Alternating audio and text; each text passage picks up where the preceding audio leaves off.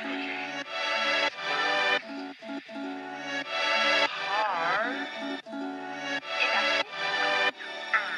for noticing.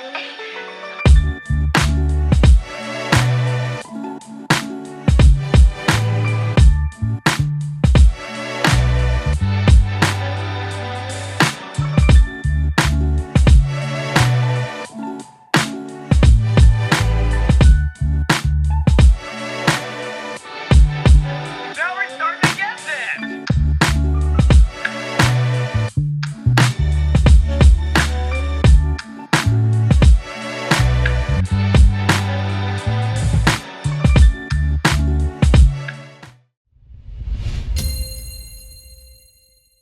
Hey folks, I'm Gene Delasalo with Audioholics, and we are here at Martin-Logan in Lawrence, Kansas, on location with Devin Zell, the marketing director of Martin-Logan, and he is going to be introducing us all of their new Dynamo subwoofers. So how are you doing, my friend? I'm wonderful, Gene. Thanks for making it to Kansas today. Well, thanks for having me. I always love coming here. The last time I was here, I got to hear the Neoliths. What are those, like $80,000 a pair? $80,000 a pair in the U.S. Oh my God, that was almost a religious experience for me. I really love those speakers so much that I wanted to come back here to see the unboxing of these new subwoofers that I heard so much about.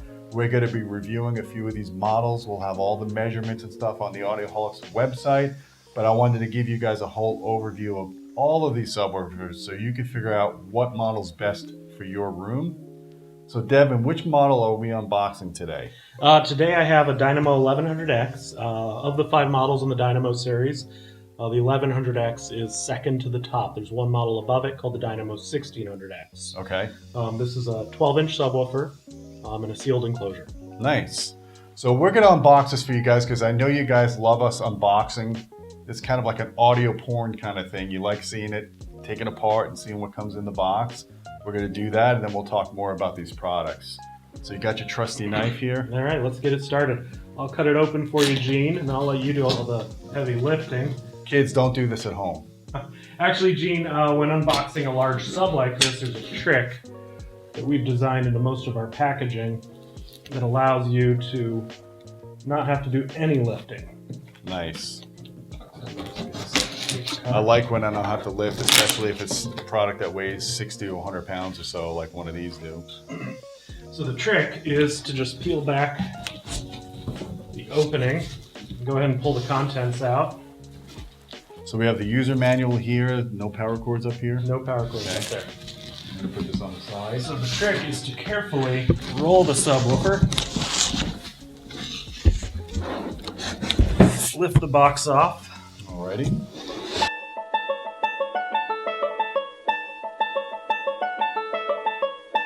And there you have it.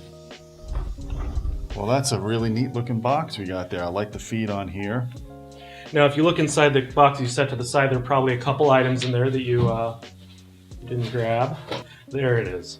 There's the grill. Yes, so in the standard downfire configuration which the subwoofer ships in, the grill isn't needed. But it's included in case you do want to adapt it to its front firing configuration. I gotcha. And we'll show some of that as well so you guys can see how that operates. Pretty standard. You got your power cord and your user manual. Okay guys, now we got that subwoofer unboxed. Why don't we do a rundown of all the different models? Devin, you obviously are more familiar with these products than I am, so I'm going to put you on the spot. I want you to tell the readers and the viewers here what each model is that we're looking at the stack of Martin-Logan subs. And then we can do a rundown of all the differences and the prices and all that other stuff. All right, so the new Dynamo series consists of 5 models, starting at the Dynamo 400, which retails for around $400 in the US, and it goes up to the Dynamo 1600X, which retails for around $1,700 in the US. There are 5 models in total.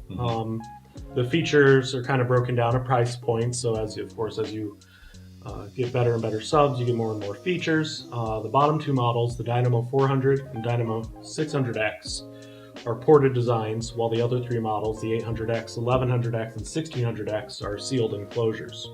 Gotcha. So the sealed enclosures, they have larger excursion drivers, more powerful amplifiers. Precisely. And Martin-Logan's all about the tightness in their products. That's why they decided to go with the sealed on those bigger models. Yeah. We've always, especially building electrostats, having a very tight control over the bass allows us to have a very articulate, low-frequency performance. I got you. So what are the driver sizes on each of these models that we're looking at here? All right, so as you go up the line with the Dynamo 400 is an 8-inch model in a ported cabinet. The Dynamo 600X is a 10-inch driver in a ported cabinet. When you jump up to the 800X, we move to a sealed cabinet, but you still have a 10-inch driver. Right. So the next two models, the 1100X and the 1600X, are in sealed enclosures, and they have 12 and 15-inch woofers, respectively. And guys, we are currently reviewing the 1600 model with the 15-inch sealed driver. And according to the guy that's doing the review, James Larson, he says it gets about our large Bassaholic size rating, which is really good because if you look at these products, they're not the size of a refrigerator. You get a lot of giant subs that have obviously more output at the very low frequency extremes. But you also have to get a subwoofer that's livable, that you can put in a room that doesn't want you to, your wife to basically divorce you or move you out of the house. So what's cool about a product like this, if it's designed and engineered well, is you could use multiples of these subs. You could put 2 or 4 of these in a room, and when they're coupled together, you get that extra low frequency factor. So it will make a subwoofer like one of these, let's say it's a medium room size rating, you can make it a large Bassaholic room size rating by having 2 of them. And then you get the benefits of multi-sub so that you get a wider listening area so that every seat in your room is a good seat. And the cool thing about this that adds even more feature set is each of these subwoofers, except for I think the bottom level subwoofer, has ARC integration. So the top 4 models from the 600X to the 1600X, that's actually what the X designates, is the extended feature set. Gotcha. So that gets you the inclusion of Anthem room correction, which you can actually do wirelessly with an Android or iOS mobile device. It also gets you the integration of the wireless control system, which is controlled over Bluetooth from an Android or iOS device.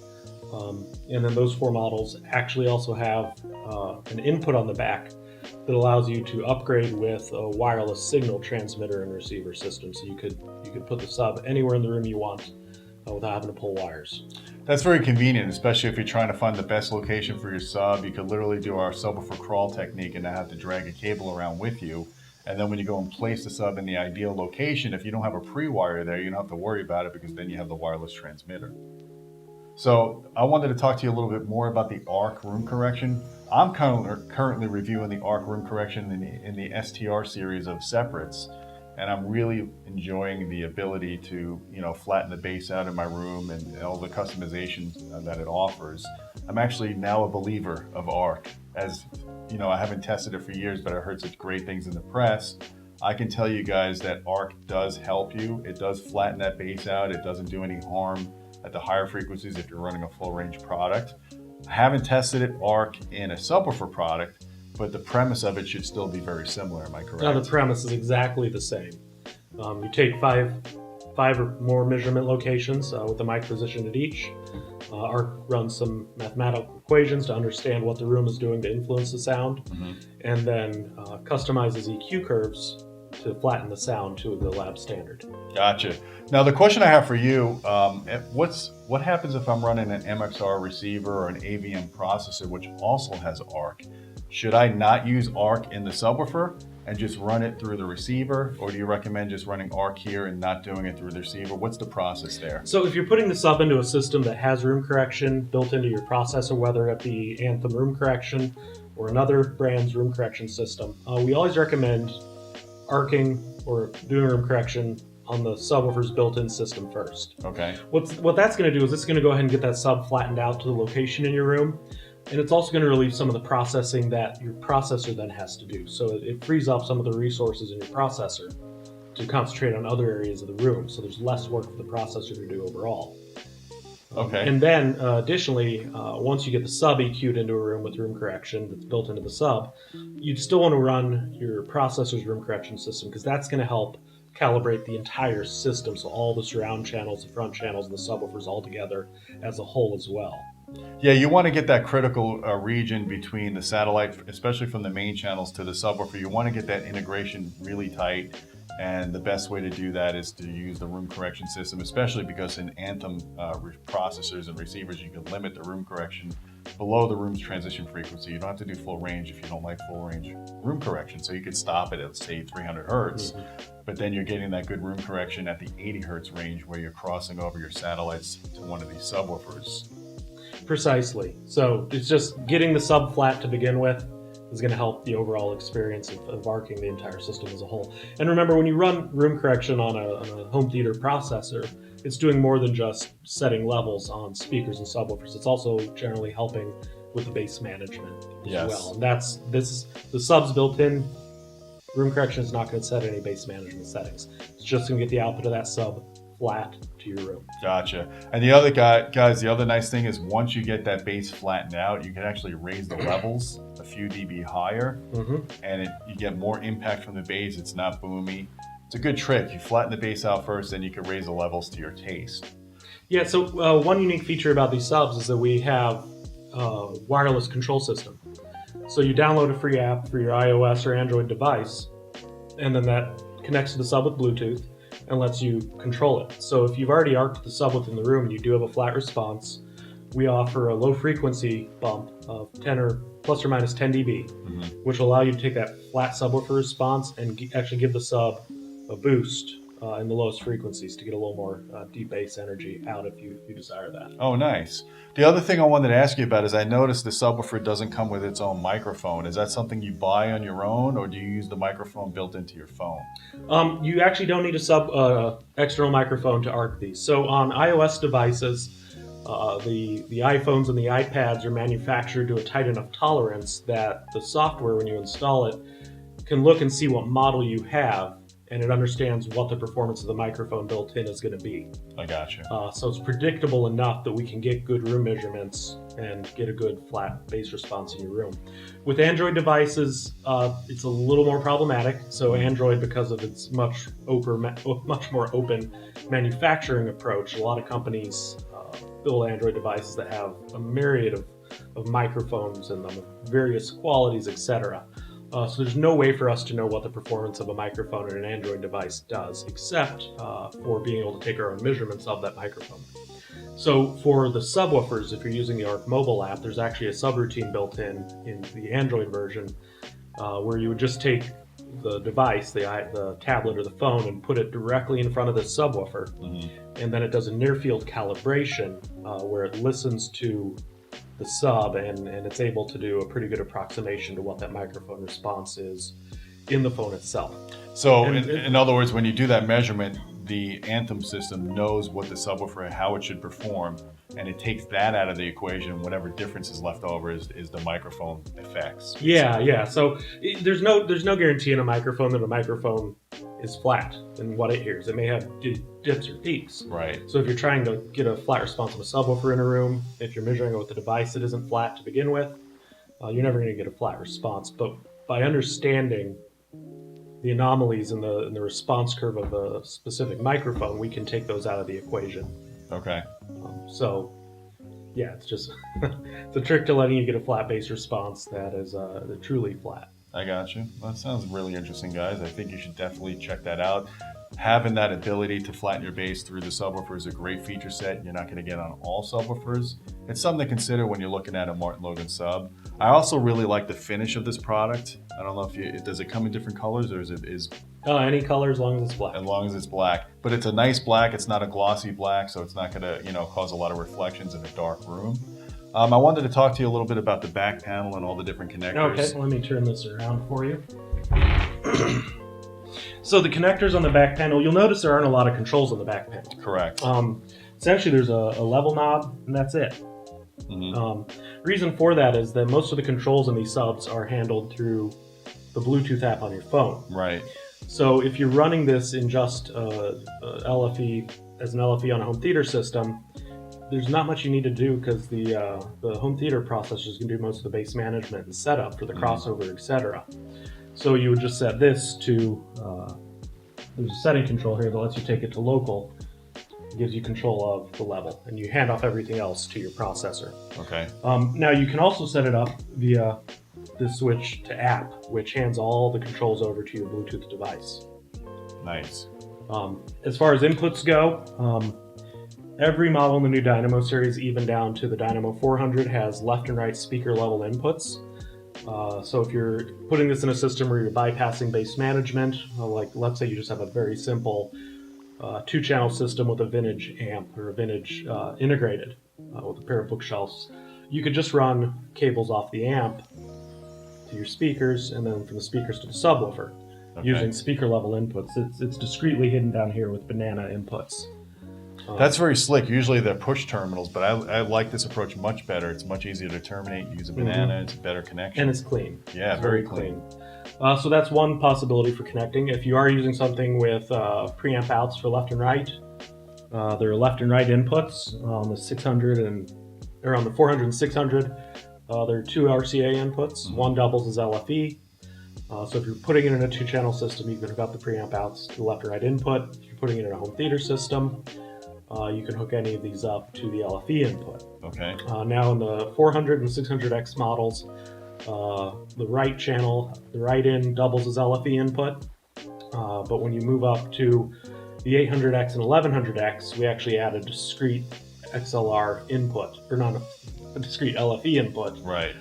Which lets you actually hook up, if you wanted to optimize the subwoofer for both 2-channel and a home theater system, you could hook preamp outs from the left-right input to the left-right input on the sub, as well as an LFE input on the sub. Okay. To complicate that equation a little more, with the 1600X, we actually add an XLR LFE input, so you can take a balanced connection to your home theater processor as well. So there's a ton of flexibility in how these things can be hooked up. Pretty much any scenario you dream up, these can probably adapt to pretty easily. So if I use an LFE input, does it bypass the crossover on the sub? Yeah, so the LFE input bypasses the internal crossover on the sub completely, which allows the bass management to be executed through the subwoofer.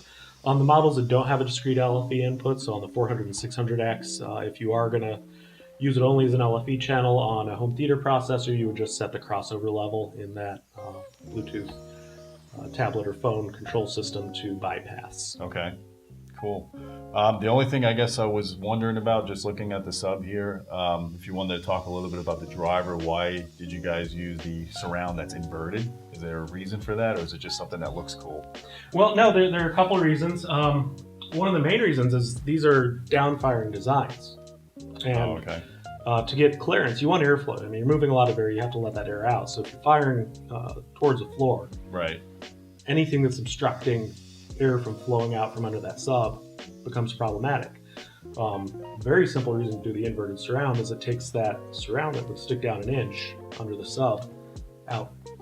So you have clearance everywhere underneath the subwoofer to let that air get pushed out. Gotcha. Effectively. One thing I do like about down-firing subs, at least in my experience, is it actually, by putting the woofer on the ground or below the sub, it actually acts as its own high-pass filter. So it kind of cuts off noises above the areas that the subwoofer is amplifying. It just kind of cleans that up a little bit. That's been my experience. Some subwoofers that are down-firing, if they're not properly designed and not sturdy like these are, they'll actually jump off the ground. Have you guys ever seen that with down-firing subs? I've never seen a Martin-Logan subwoofer dance. That's a good thing, because I've seen subwoofers actually jump, and you know, it's something I always test, and then you have to wind up putting a 25-pound weight on it or something. I have seen small subs that would shimmy across the floor. Yeah, you don't want that. So cool, guys. This is a nice looking line of product here. Like I said, we are currently reviewing the 1600X model. We'll have those results for you if you want to look at the measurements and you want to understand how that performs in a room. That looks like it's going to get our large Bassaholic rating, which is impressive for a subwoofer that's a reasonably sized enclosure. You could easily tuck 2 of these subs in a corner. The wife won't complain. You know, people aren't going to come into the room and see it as an eyesore. At least in my opinion, I think it's a very slick looking design. I like the, I guess you call it a matte finish. It's not a glossy finish, which is great in a dark room. I like all the input flexibility, the connection flexibility you have here. You have Anthem Arc Room Correction, which I'm finding to be one of the best mainstream room correction devices I've seen. It actually does help with bass frequencies, which is where you want to correct mostly. A lot of people go nuts doing full range room correction. I really think the best way to do room correction is bass frequencies and lower. And I think you guys kind of agree with your approach and how you're doing ARC. Even in this STR processor, it defaults at 5 kilohertz and below, and you can lower that frequency, which I did in my situation, and I got great results. You'll be seeing that in my upcoming review. And guys, I think we've covered these products. Oh, we haven't even begun, Gene. No, what I've else got is more. there? Do you want to go? You have more? All right, let's do this.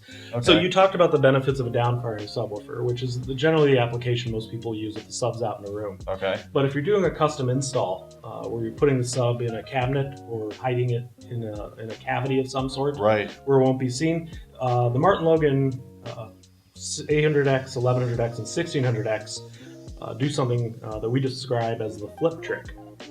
Oh, So, that's right. You did tell me. You'll about notice that. when you unboxed, you pulled out this grill cloth, but it's Right. a downfiring sub. So we included that because will you grab that packing bag for me, please? So what you're able to do without needing any tools or anything is you're able to convert these subs easily to a front-firing subwoofer. Oh, okay. So inside of each foot, there are spikes hidden. So if you are going to use this, if you are going to couple this to a floor, once you get it located in your room, you can easily remove the rubber pads and spike it to the floor. And if you unscrew these spikes, what you're able to do is move the feet Nice. to another face of the. If you'll help me out, Gene, we'll get this done Oh. quickly. You're able to move the feet and convert this to a front-firing configuration. When it is in a front-firing configuration, the connections and the volume level control are on the bottom of the subwoofer, which really isn't an issue when you consider that all the controls are handled through Bluetooth for all intent and purpose. That's a good point. So all you have to do is connect the signal input, turn the power on, set it to app control, and walk away. And there, within, as you saw live on camera, within only about a minute, you're able to convert that to a front-firing configuration without needing tools. That's cool. You want to put the grill on Yep. for full effect? That is slick, my friends. I don't know of many other subwoofers that offer that feature. I don't know of any. Yeah, I that's... think we're the only ones. So I mentioned that there are other features as well to discuss. One, the Bluetooth control system in this offers a lot of cool bells and whistles. Does things like basic level control. In real time, you can turn the sub up and down. You have the low frequency boost, but it lets you adjust that up or down 10 dB. There's basic crossover, and you can actually adjust the slope of the crossover as well as set the crossover point in 1 degree increments. I believe it's 1 degree. I mean, 1 hertz increments. Yeah, one. Yeah. One. Yeah, he hasn't had his coffee yet. The phase is adjustable in 1 degree increments. That's good. So it's a variable phase. Yeah.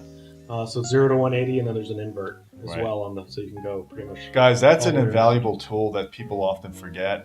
When I set up multi-sub, especially, even after I run auto EQ, I'll go back and I'll mess with the phase of the subs, and I'll get better integration than what the room correction system could have done, because the room correction system is not changing the phase of your subwoofer. No, it's not. It's not. So you can go back and kind of tweak that if you've got a good measurement system like REW, and you got one of those microphones, a USB mic from Dayton Audio. You're talking about a $50 to $100 investment. The software is free.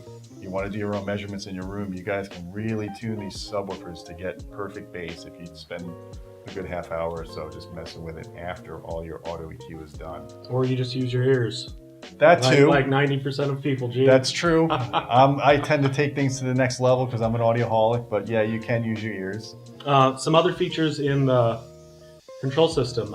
You're able to name the sub. So if you have 2 or 3 of these subs in your home theater, or let's say 7 or 8, like some of us are going to wind up doing or have done, you can name them all so that you can access controls on each one and know what they are. You can put a passcode on to lock the kids out so they don't mess with your subwoofer settings. And another cool feature is there's a tone sweep feature built in. And with this, you can run a live tone sweep across the entire frequency band of the subwoofer. When that's running, you can turn the level up or down, so you can dial loudness up. Right. And what that's going to do is allow you, we've all had the experience when we're putting subs in a room where you have a resonance. Mm-hmm. And it only hits at a certain frequency, and it's only that certain movie. Yes. But when it hits, your room lights up, and there is just something Sounded like a box of squirrels going Yeah. going off in a ceiling or a corner or somewhere. And it's hard to find those things. So what this allows you to do is actually, by running the entire frequency of the subwoofer and adjusting the level, you're able to excite those resonances in your room. Nice. Not only that, but you can pause it. Once you hear the resonance, you can pause it at that frequency, back it up or down in frequency to hit that resonance again, and leave it parked at that frequency. So you can get up, walk around, and investigate what that resonance is. In the meantime, you could drive your neighbors crazy when they hear a weird sound coming out of your house. So that's a pretty cool feature that allows you to dial your room in as well, because I know we all have those little gremlins. Right. It's just a tool. If you've ever tried to set up a sub alone, it's very hard. So by providing these wireless controls where you can stay in your listening position and set phase and level and all those things, or leave the sub running at the tone that's exciting that resonance, you're able to get up and without the need of assistance, dial in your sub, and there's all those issues that are gonna detract your listening experience. That's very slick. I'm liking all the feature set you get in these products. It looks like a black box, but there's so much more involved than just a woofer and an amplifier. You got a lot of stuff going on here. So did we cover everything? Can we wrap this up? As soon as I walk away, I'm going to have 5 more things, but we'll just add it to the editorial review. You guys have to read our website as well. You can't just watch YouTube videos all day. We provide both. All right, guys. Well, I think we're done here. I'm liking these subs. This is a cool looking product. I like the whole different range you have from small to, I would say, large. Maybe not super large, but conservatively large. Yeah. So guys, let us know, what subwoofers are you using? Do you have any Martin-Logan products in your system? Do you have the Neoliths? I'm kind of curious if any Neolith viewers are watching this right now. So give us some feedback down below. Tell us what you like about these subwoofers and why you're thinking about getting one. And guys, until next time, keep listening.